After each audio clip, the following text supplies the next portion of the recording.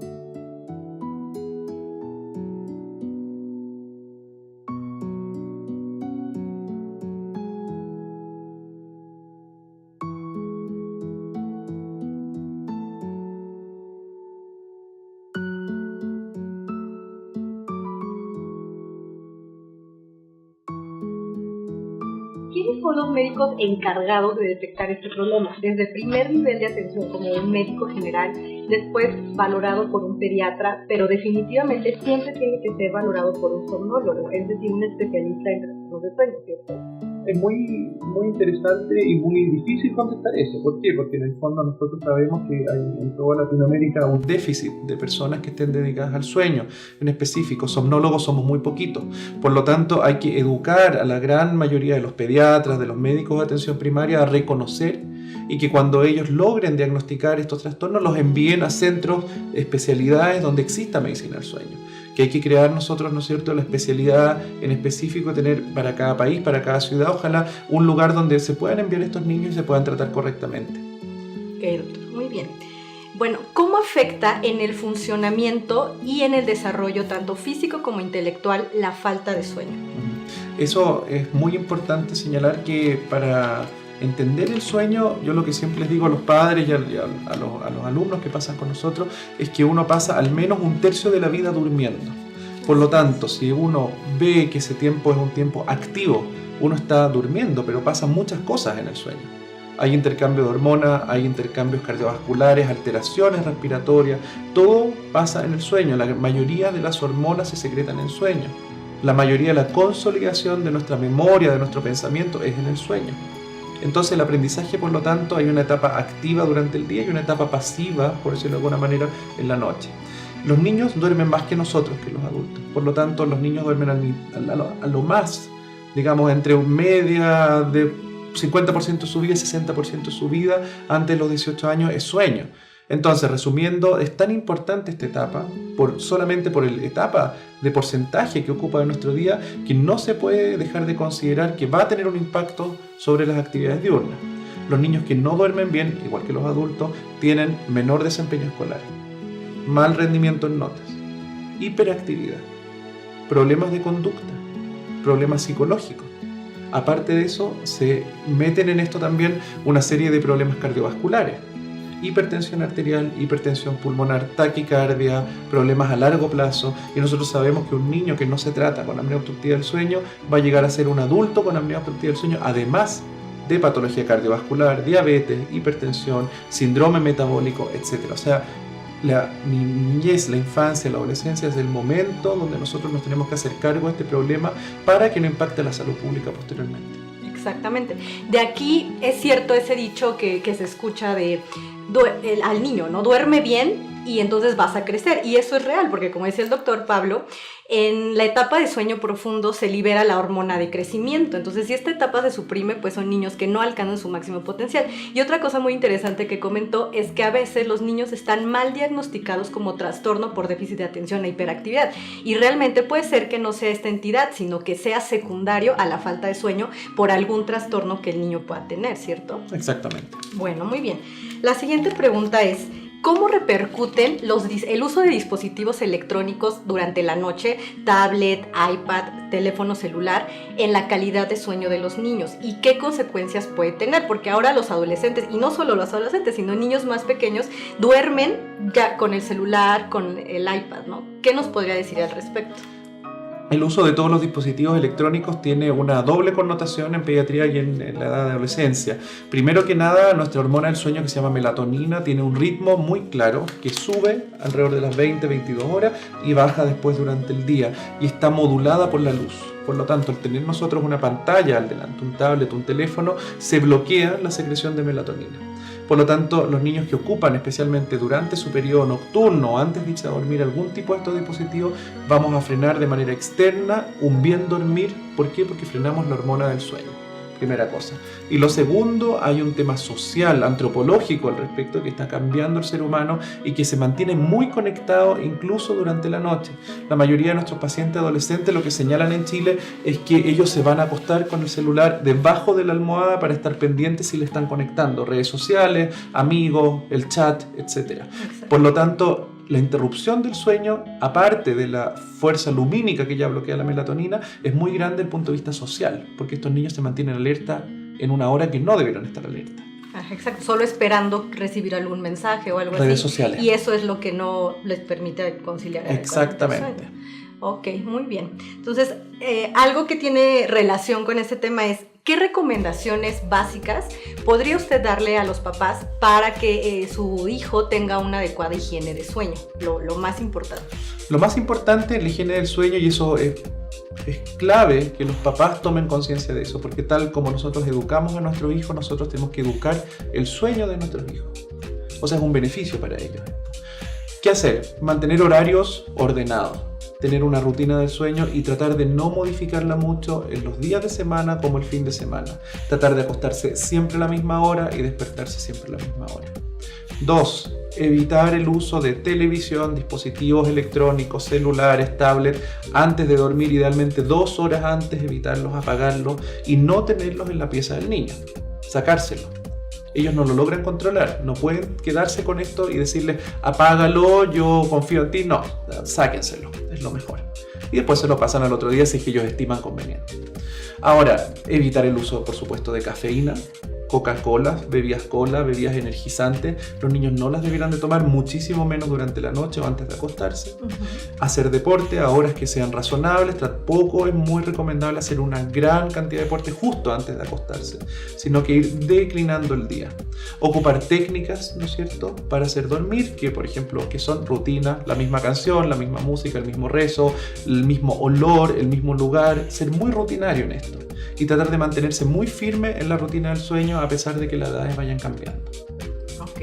O sea, si el niño asocia, por ejemplo, que siempre antes de dormirse se tiene que lavar los dientes, le cuentan cierto cuento y entonces el niño ya asocia eso con la hora de dormir. Para los bebés, los lactantes, algo muy importante es no dormirlos en brazos del papá todavía, ¿verdad? O sea, tal vez arrullarlos un poco, pero despiertos, todavía colocarlos en la cuna. Exactamente. Porque si no se acostumbran a dormirlos. Y eso es una de las quejas más comunes de los papás, es que mi hijo solo duerme en brazos y en el momento en que lo dejo comienza a llorar y ya no puede dormir. Pero más bien eso es algo que los padres fomentan, ¿no? Es una mala práctica que los padres fomentan. Exactamente. Nosotros lo que hemos visto en los estudios que hemos realizado en lactantes es que hay 2 factores pronósticos muy importantes para dormir de un lactante. El buen sueño de un lactante se da cuando 1. Se duerme antes de las 21 horas y 2. Se duerme solo en su cuna, sin estímulo externo. Los lactantes que son mecidos, que se duermen en brazos, que el papá o la mamá se acuesta con él en la cuna, o que, lo peor de todo, duermen con el niño, ¿no es cierto?, en la misma cama, cosa que no la debiéramos favorecer. Esos lactantes tienen un sueño muy interrumpido. Por lo tanto, hay que favorecer dentro de lo que se pueda, con mucho apego, con mucho vínculo, pero que el niño se duerma en su cuna solo. Sí, aunque sea exactamente justo al lado de la cama del padre, pero no directamente con él, ¿cierto? Bueno, muy bien. Ahora, ¿Qué actitud debe tener un padre ante un niño que tiene sonambulismo y o terrores nocturnos? Es decir, aquellos niños que despiertan, pueden hacer alguna actividad, caminan. O sea, esto de que caminan con los brazos, eso no es cierto, pero sí pueden hacer algún tipo de actividad, salir de la habitación, alguna conducta de riesgo, por ejemplo.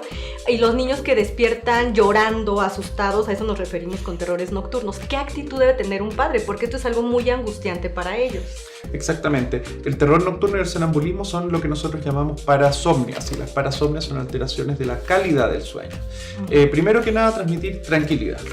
El terror nocturno y el sonambulismo, en general, si uno los logra manejar bien, no pasa nada. O sea, primero que nada, no despertarlos, no gritarles, no tirarles agua, no hacer alguna cosa que sea como brusca.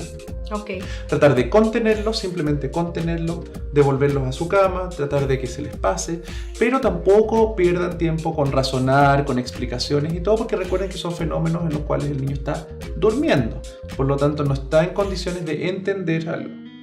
Entonces, ¿qué se hace? Tranquilidad, esperar que pase, consultar con alguien, un especialista, que es muy importante, pero devolver al niño a su cama con mucha tranquilidad, con mucha facilidad y no angustiarse al respecto. Exactamente.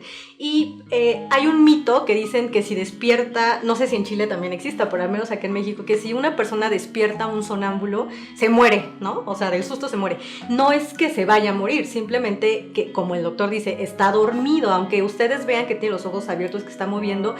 A nivel cerebral, si pudiéramos medir esa actividad, el paciente realmente está dormido. Entonces, el hecho de despertarlos va a activar una serie de fenómenos, como por ejemplo taquicardia, hipertensión, y que también puede ser peligroso para la persona que lo despierta, porque el paciente puede reaccionar como muy agresivo, ¿verdad? Y otra cosa también importante es quitar factores de riesgo en la habitación, cosas que el niño se pudiera tirar o poder salir de la habitación, ¿verdad? Eso también hay que quitarlo. Escaleras, ventanas, ventanales, puertas. Hay que tener mucho cuidado y algunas veces acordarse que ellos son sonámbulos que salen. Entonces la puerta tiene que estar cerrada con llave, tener protecciones, tener algún sistema de alarma para saber que el niño se fue de su pieza.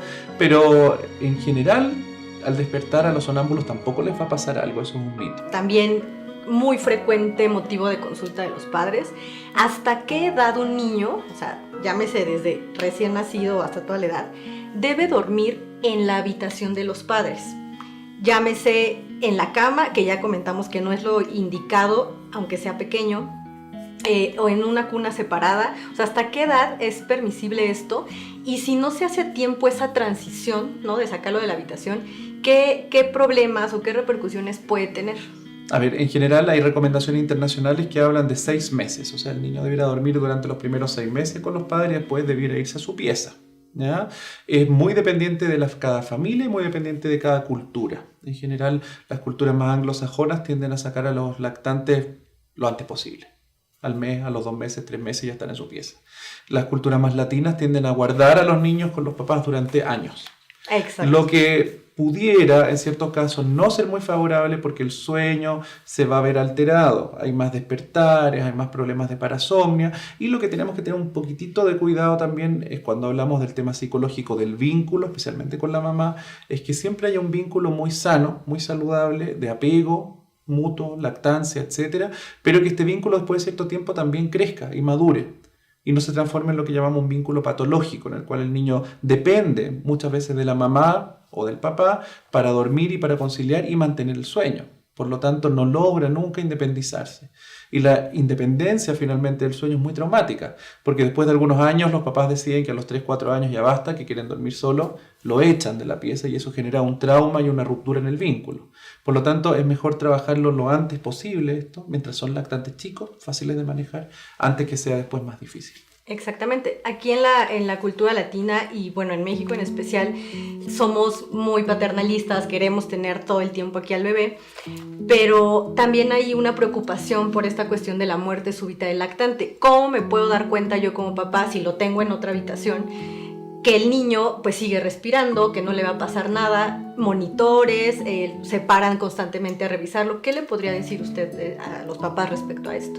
Primero que nada, la muerte súbita, en general, acuérdense que los 93 a 94% de los casos son antes de los 2 meses. Entonces, a los 6 meses ya tenemos un porcentaje ínfimo de casos de muerte súbita son muy raros. Existen, pero son rarísimos.